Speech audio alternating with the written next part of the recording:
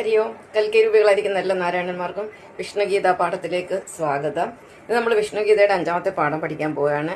ഈ പാഠത്തിന്റെ പേര് ശൈവരും ദളിതരും എന്നാണ്. ശൈവരും ദളിതരും.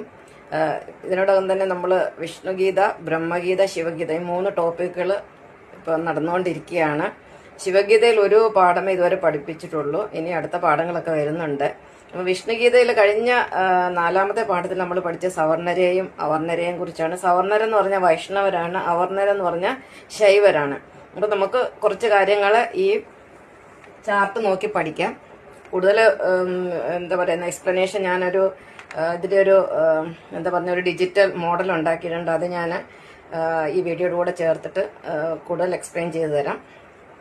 അപ്പം ഈ ബോർഡെന്ന് പറഞ്ഞാൽ കറുത്ത മുഴുവൻ കാണുന്നത് നമ്മളിതിനെ ബ്രഹ്മമെന്ന് കണക്കാക്കുക, പ്രപഞ്ചമെന്ന്. എനിക്ക് തോന്നുന്നില്ല ഇത് ക്ലിയർ ആവുമെന്ന്, ശരിക്കും കാണാൻ പറ്റുമെന്ന് തോന്നുന്നില്ല.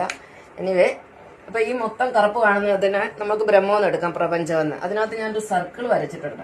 അപ്പൊ ഈ ബ്രഹ്മമെന്ന് പറഞ്ഞ പ്രപഞ്ചം രൂപപ്പെടാൻ ഞാൻ കഴിഞ്ഞ ക്ലാസ്സിൽ പറഞ്ഞു 1000 ചതുരയുഗങ്ങൾ വേണ്ടി വരുമെന്ന് പറഞ്ഞു. 1000 ചതുരയുഗങ്ങൾ എന്ന് പറഞ്ഞാൽ എത്ര? 432 കോടി വർഷമാണ്. അതായത് ഏകദേശം 4.5 ബില്യൺ വർഷം വേണ്ടി വരും പ്രപഞ്ചം ഒരു തവണ ജനിക്കാൻ. അപ്പോൾ ഒരു 12,000 വർഷം മുമ്പ് വരെ പ്രപഞ്ചം ജനിച്ചുകൊണ്ടിരിക്കുന്ന പ്രപഞ്ചം എല്ലാം തയ്യാറെടുത്ത് വായുവും ജലവും അഗ്നിയും ആകാശവും എല്ലാം റെഡിയായി ഉള്ള സസ്യങ്ങളും ജന്തുക്കളും എല്ലാം റെഡിയായി നമ്മുടെ ആദിമ മനുഷ്യനും വന്നു ചേർന്നു. പക്ഷെ അതിൽ നിന്ന് കുറച്ചും കൂടെ ഒരു കുറച്ചും കൂടി ബുദ്ധിയും വിവേകമുള്ള മനുഷ്യരൊക്കെ വരാൻ തുടങ്ങിയിട്ട് 12,000 വർഷമായുള്ള ഈ ആരാധനാക്രമങ്ങളൊക്കെ വന്നത് 12,000 വർഷങ്ങൾ കൊണ്ടാണ്. അപ്പം ആദ്യം നമുക്ക് നാരായണനിൽ നിന്ന് തുടങ്ങാം. ഈ പ്രപഞ്ചം മുഴുവൻ നാരായണനിൽ നിൽക്കുകയാണ്. അപ്പം നാരായണൻ എന്ന് പറഞ്ഞാൽ എന്താണ്? നാരത്തിൽ ശയിക്കുന്നവനാണ് നാരായണൻ. നാരത്തിൽ കിടക്കുന്ന ഊർജത്തെയാണ് നാരായണൻ എന്ന് പറയുന്നത്. അപ്പൊ ഇവിടെ ഞാൻ ഈ കാണിച്ചിരിക്കുന്നത് നാരമാണ് എന്ന് പറഞ്ഞാൽ വെള്ളമാണ്. അപ്പൊ ഇവിടെ ഒന്നുമില്ല, ഇതൊന്നും നമ്മൾ ചിന്തിക്കേണ്ട.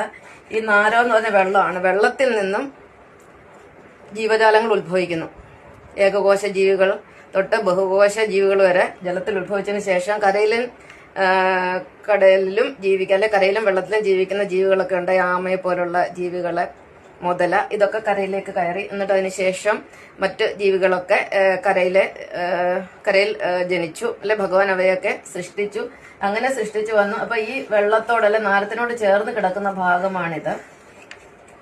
ഈ ഭാഗത്തിന് നമ്മൾ ഇവിടെ പ്ലാന്റ്സ് ഉണ്ട്, അതായത് ചെടികൾ, സസ്യങ്ങളുണ്ട്.